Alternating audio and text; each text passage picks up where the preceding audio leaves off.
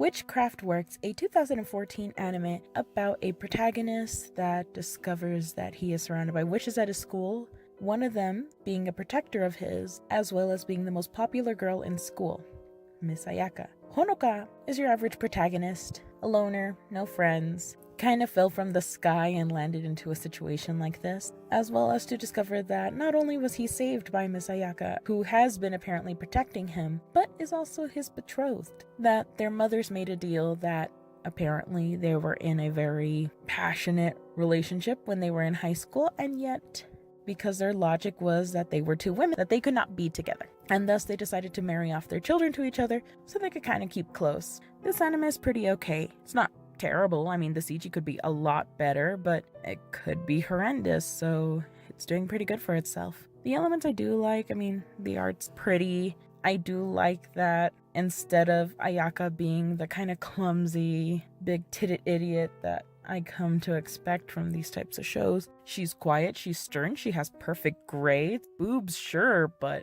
her breasts have nothing to do with her being a badass. I mean, they add on to it, but nothing much. Also, there is the fact that there are two kinds of witches in this world, the way how it's explained. That there are a group of good witches where Mother Honoka Ayaka, their parents, or their mothers, and Honoka's sister, they're all part of a group of good witches. As well as there are the opposites. There's a group of bad witches. And they keep wanting to fight Ayaka, basically because she's so powerful that they just kind of want to prove that they're strong, if not stronger. It doesn't end well, but still. There's also a point where you do see them using their ability, showing what kind of things that they could summon as witches. Their type of magic is okay. It's basically that they can pull anything out of their ass and use it as magic, or whatever they specialize in. Of course, like, Ayaka can use fire. One of the bad witches can summon these rabbit robot creatures and use them as minions. I mean, it looks like it'd be very interesting to look at all of these abilities. Unfortunately, you don't get to see all of the abilities. You get to know that there are other witches, you know that they have other powers, but unfortunately you see nothing of some of these witches. You just see them flying on broomsticks and that they have their own cloak and hat. Nothing to stain, no cool sequences, not really. A big plot point that they kind of tried to show off but kind of lack in using are two great people of power. Of course, one really, really good, one really, really bad. The one that's super good is known as the White Princess. She is the Glenda Good of the witches, and apparently Honoka is so powerful that he can summon her whenever he uses magic. So they do deter him from trying to use it because a lot of people see it as when you bring the most good of good, you will also bring with you the most bad of bad. Like, you can't have your cake and eat it too, basically. So they do bring up this villain. You see her in the opening, and of course you see her in the closing, and you do see her in a bit of a straitjacket. She's bound, blindfolded, and her name is Medusa. I was so excited to see that they were going to utilize a Gorgon as a witch.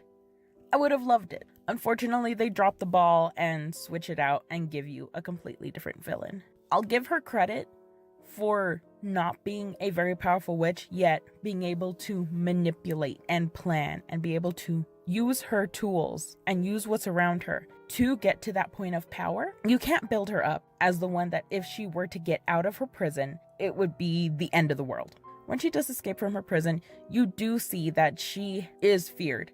She has the ability to strike fear into people's hearts. They do kind of summon the White Witch. I mean, she just shows up for a little bit, waves a hand, and that's it. It's a big letdown to see that they bring out these characters or they tease these characters like, oh, well, the White Witch may be the goodest of good, but she will not do her work without a great payment. Kind of what they tease at is that they're going to have to take a life, either Honoka's or Ayaka's or someone else. And of course, Medusa coming into full power, a great evil, a full army. Sure, it makes sense, but at the same time, it's dropped so hard, it's obnoxious. I wanted to have the White Witch and Medusa fight, and I was hoping for a scenario where Medusa would kind of show that the White Princess is no better than her, because what good hero, what good of good would ask for any payment to save the world, let alone to help other people? But they didn't.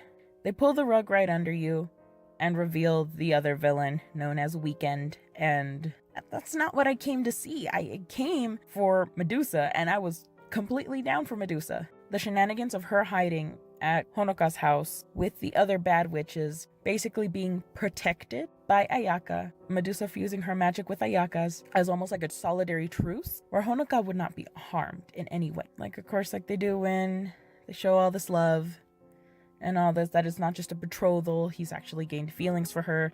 She's had feelings for him for quite a while, but of course, her being the stoic character, expression of emotions is very difficult. I also despise Honoka's sister. I mean, I don't care enough about her to remember her fucking name, but she's one of those almost incestuous kind of sisters. I mean, some people could see it as a child losing a family member and getting upset, but she's literally a year behind him. She has to have at least the decency of a mind to know that your mother sold off your brother to someone else. Still, it's not too bad. I mean, I would recommend it if you have nothing better to watch. If you have an open space or open time to go ahead and use 6.5 hours. The character development isn't that good, but I do love the ending because of how clever it is. It's a black humor that I have not seen in a while when it comes to witches. The ending, they do have, of course, like a cute little number. All of the evil witches sing it. And what is also clever about it is, as the series goes on, as more characters are introduced, the blank spaces in the ending become full with all the characters that are introduced. Like, I think at first it's just like the evil witches, those 4 or 5, Honoka and Ayaka. And then it changes to where, oh, well, now the White Witch is there, and Medusa's there, Honoka's sister's there, and so on and so forth. It adds the characters as it goes along. But what really caught my attention was the use of devices and tools that were used for accused witches to be killed on. It was kind of cheeky to have these cute little moe witches on stakes or crucifixes, or even the Iron Maidens. All of these were devices to kill people who were assumed to be witches, or who were actually proven to be witches. I find it very clever. Hopefully I can go ahead and set up the next one as soon as possible. Thank you guys for at least sitting through my first review.